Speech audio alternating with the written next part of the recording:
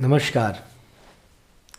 भारत की संस्कृति और यहाँ के शास्त्र और यहाँ के ऋषि ये अद्भुत हैं और इनके जीवन का जो अनुभव है, जो हमें प्राप्त होता है शास्त्रों के माध्यम से या किसी सूक्ति के माध्यम से या सूत्रों के माध्यम से या किसी गुरु के उपदेश के द्वारा, ये सब ऐसे अलौकिक हैं और इनके अंदर ऐसी क्षमताएं हैं जो व्यक्ति के जीवन को सदराहा सदगति सदमार्ग की ओर ले जा सकती है और ले ही जाती है और एक दिन उनको एक ऐसे समाज के सामने से व्यक्तित्व को प्रदर्शित करती है जिसको हम देख करके धन्य और गदगद हो जाते हैं।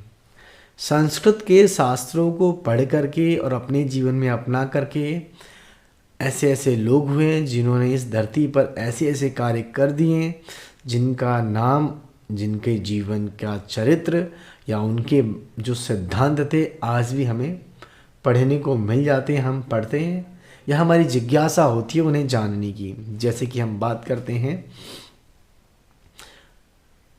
जैसे ज्योतिष शास्त्र की बात करते हैं तो आप सब जानते होंगे फलित ज्योतिष है जो फलादेश करता है, एक सिद्धांत ज्योतिष है जो ब्रह्मांड की चीज़ों की गणना करता है।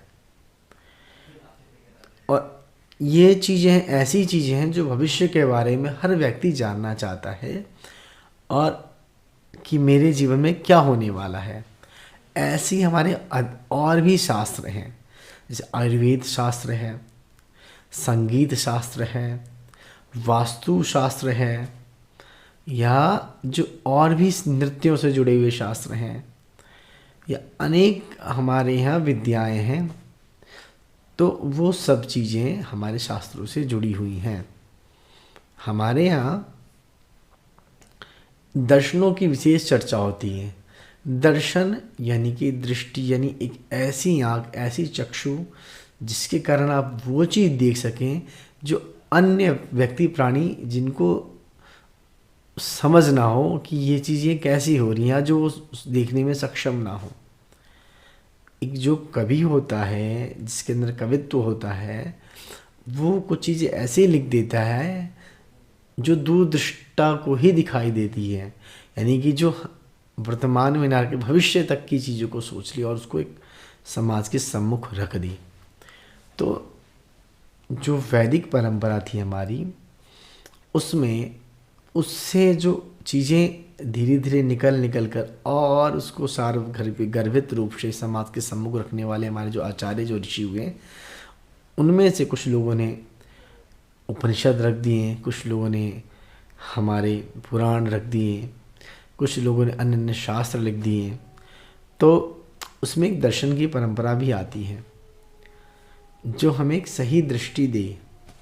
तो दर्शन में सबसे प्राचीन दर्शन है जो कुछ लोग मानते हैं, उसे कहते हैं सांख्य दर्शन को, जिसके जो आचार्य हैं, जो उसके प्रवर्तक हैं मुनि कपिल मुनि जी हैं, जिनके बारे में भगवान श्री कृष्ण ने गीता में भी वर्णन किया है। वो कहते हैं मैं मुनियों में मैं कपिल हूँ। जब वो अर्जुन को ये बताते हैं कि मैं इस ब्रह्मांड की सबसे उत्तम चीज़ों में अपने आप को, वो बोलते हैं मुनियों में मैं कपिल मुनि हूँ। और आगे बात करते हैं, हम दर्शन से की ही बात करते हैं। उसके बाद हमारा योग दर्शन जो उसके समकक्ष माना जाता है।